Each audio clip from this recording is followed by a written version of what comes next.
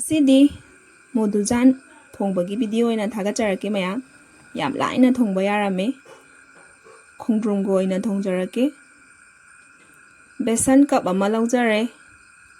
ꯑꯗꯨꯒ ꯁꯤꯒꯤ ꯈꯣꯡꯗ꯭ꯔꯨꯝ ꯃꯆꯦꯠꯁꯤꯒ ꯆꯤꯅꯤ ꯂꯩꯔꯦ ꯏꯂꯥꯏꯆꯤ ꯇꯦꯖꯄꯇꯥ ꯂꯩꯔꯦ ꯁꯪꯒꯣꯝꯁꯤꯅ ꯁꯟꯒꯤ ꯁꯪꯒꯣꯝꯅꯦ ꯑꯍꯥꯟꯕꯗ ꯕꯦꯁꯟꯁꯦ ꯆꯥꯂꯣꯅꯤꯗ ꯁꯨꯃꯥꯏꯅ ꯅꯤꯛꯊꯣꯛꯆꯔꯦ ꯐꯖꯅ ꯅꯤꯛꯊꯣꯛꯄ ꯂꯣꯏꯔꯒ इसिंग खरा खरा हैरगा फजना mix तौबीरानी तोयना तोयना ओतपीरगा सिगी चांगसिदा थम्बीरानी ngha khongdrum se amo aina maku khokchare do hainadra di khongdrum se haptrasu yai ko do khongdrum go thongbagi mahau sisu tongale khongdrum hapdabagi mahau su tongale smaina maku se fajana khoktokpirani adugi matungda sengna chamthoase पीसे अना पितक पितक कए चांबो लोरगो अना सोइजरे पिकना कक्पगी मरमदी थुना मुन्नबनी मसागी बेसन अथितपदुदा baking powder से कुचपी अमा हापे अदुगा mix फजना तौरे थाउदा मुक तावरसे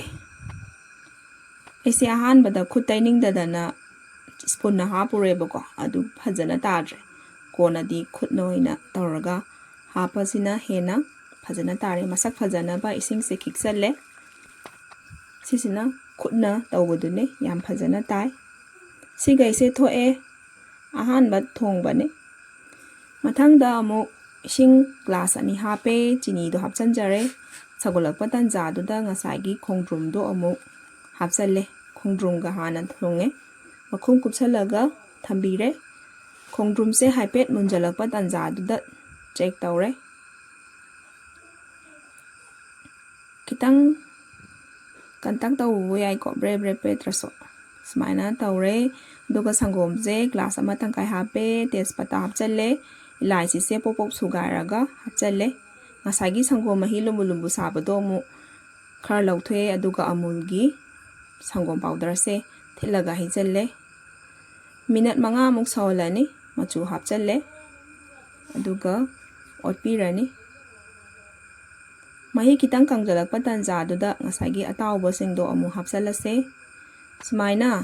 खाबै अमा पारगा मथक्ता हाइचले मिनट 3 मुक लोले लेजरे यामना हाउबा खोंद्रुमगा थोंबा मोदुजाने मैमसु ट्राई तौरगा चाबियो नुसिबिदुना आइगी चैनल सिबु सब्सक्राइब कमेंट अममम तौबिरामो थैंक यू।